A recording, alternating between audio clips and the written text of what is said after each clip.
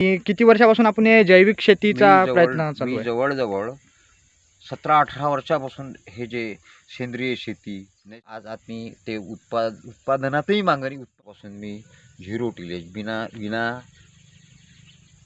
मशागत. तुम्ही जो गौकृपा अमृतम कल्चरचा जो वापर करत आहे तर तो कशा प्रकारे करताय आणि किती दिवसापासून? नमस्कार मंडळी, आजच्या व्हिडिओमध्ये आपण गाव वाढोणा, तालुका अचलपूर, जिल्हा अमरावती येथील जैविक शेती करणारे ज्येष्ठ शेतकरी रावसाहेब कराळे यांची जैविक शेतीचा आपण काय अनुभव आहे तो जाणून घेऊया आणि गोकृपा अमृतम वापरल्यानंतर त्यांना शेतीत काय बदल वाटला आणि कशा प्रकारे त्यांनी त्यांच्या शेतीचा सेंद्रिय कर्ब जो आहे तो वाढवला, विना मशागत शेती आणि बरंच काही. मित्रांनो, आपल्या सर्वांचं स्वागत आहे वसुंधरा आपल्या चॅनलमध्ये. आज आपण एका नवीन विषयासह जैविक शेतीचा एक सुंदर असा प्रयत्न बघण्यासाठी तालुका अचलपूर वाढोणा या गावी आलेलो आहोत. तर आपण यांचा पहिल्यांदा परिचय घेऊया. मी शेतकरी रावसाहेब वासुदेवराव कराळे, राहणार वाढोणा, राहणार वाढोणा आणि पूर्ण वेळ शेती करणारा शेतकरी. तर आपल्याकडे किती एकूण क्षेत्र आहे? एकूण क्षेत्र माझ्याकडे 11 एकर. 11 एकर. 11 एकर. आणि किती वर्षापासून आपण हे जैविक शेतीचा प्रयत्न चालू मी आहे? जवळजवळ 17-18 वर्षापासून हे जे सेंद्रिय शेती, नैसर्गिक शेती, झिरो बजेटची शेती, ह्या ज्या सर्व प्रॅक्टिसेस आता हे मी 17-18 वर्षापासून करतो. तर याची आपल्याला काय गरज वाटली की पारंपरिक शेती न करता आपण या जैविक शेतीकडे वळला? पारंपरिक शेती म्हटल्यापेक्षा ही जी आज रासायनिक जी शेती आहे आणि या रासायनिक शेतीचे त्या शेतकऱ्याच्या उत्पन्नावर होणारे परिणाम, आर्थिक त्याच्या बाजूवर होणारे परिणाम आणि त्याच्यानंतर आरोग्याच्या संबंधीचे ज्या समस्या आहेत, तर त्या समस्येसाठी त्यावेळेस असा विचार करून एक असा एक सुरुवातीचा असा प्रयत्न करून म्हणून आम्ही एक नैसर्गिक शेतीकडे वळलो. आणि बरेचशा शेतकऱ्यांचा हा प्रश्न असतो की उत्पन्न कमी होते नैसर्गिक शेतीमध्ये. हे एक भ्रम आपल्या शेतकऱ्यांमध्ये निर्माण झाले आहे, तर त्याबद्दल काय बोलतात? काय आहे शेतकऱ्याचं? शेतकरी हा उत्पन्न आणि उत्पादन या दोन्ही शब्दात खूप मोठा फरक आहे.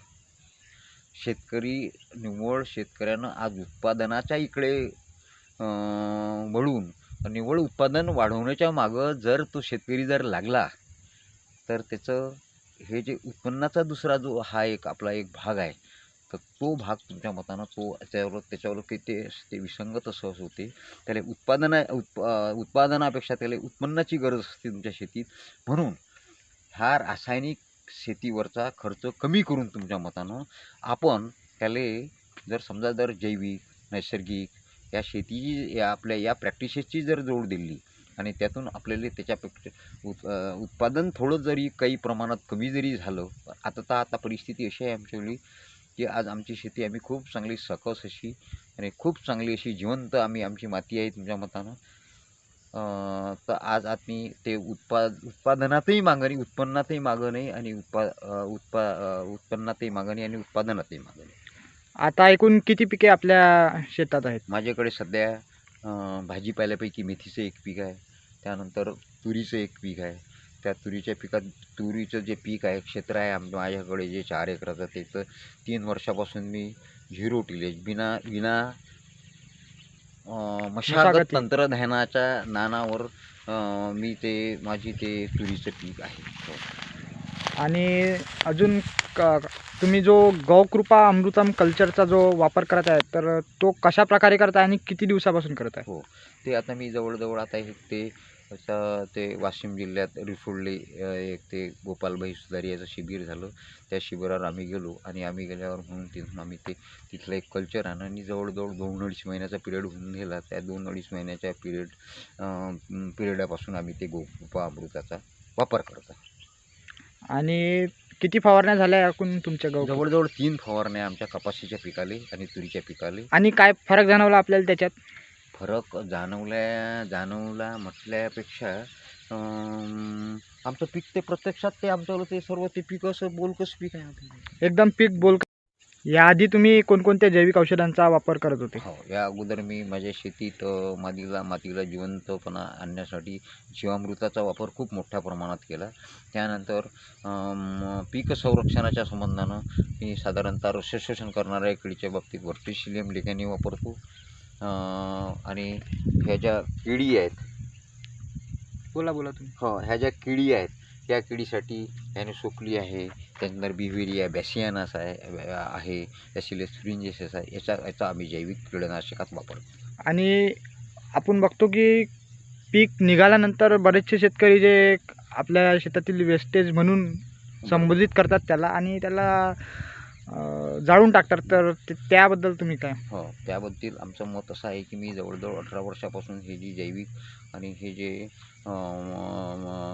शेती करतो, झिरो बजेटची शेती करतो, तर काय आहे की ह्या शेतीतलं जे काही वेस्ट असेल, ह्या शेतमाऊलीनं जे उभं केलं ते परत अधिक त्या शेतीतले देण्यासाठी आम्ही आता समजा जर आमचं जर कापसाचं जर पीक आहे तर त्या कापसाच्या पिकात आम्ही थ्रेडरचा वापर करू.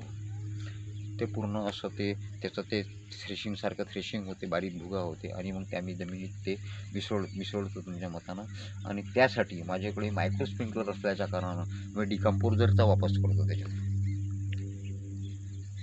मायक्रोस्कोप आणि ते व्हेंचुरीच्या मदतीनं तुम्ही हो, गहू बिलकुल. हो, आम्ही ते व्हेंचुरीच्या मदतीने देतो आणि परत स्प्रिंग सुद्धा करतो. आणि जर आपल्याला जे शेतकरी नैसर्गिकमध्ये येऊ इच्छितात, हो, त्यांना तुम्ही काय सांगू शकता?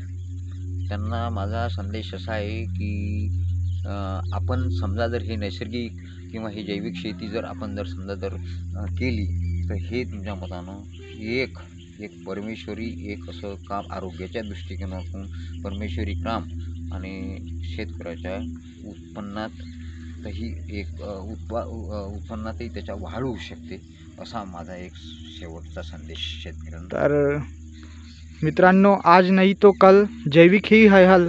तर जैविक शेतीकडे हा व्हिडिओ कसा वाटला, आणि या निकडचे तुमचे काही प्रश्न असतील तर कमेंटमध्ये नक्की सांगा. आणि अशा प्रकारचे व्हिडिओ अजून चॅनलवर तुम्हाला आवडत असेल तर मी बनवण्याचा प्रयत्न करेल. धन्यवाद.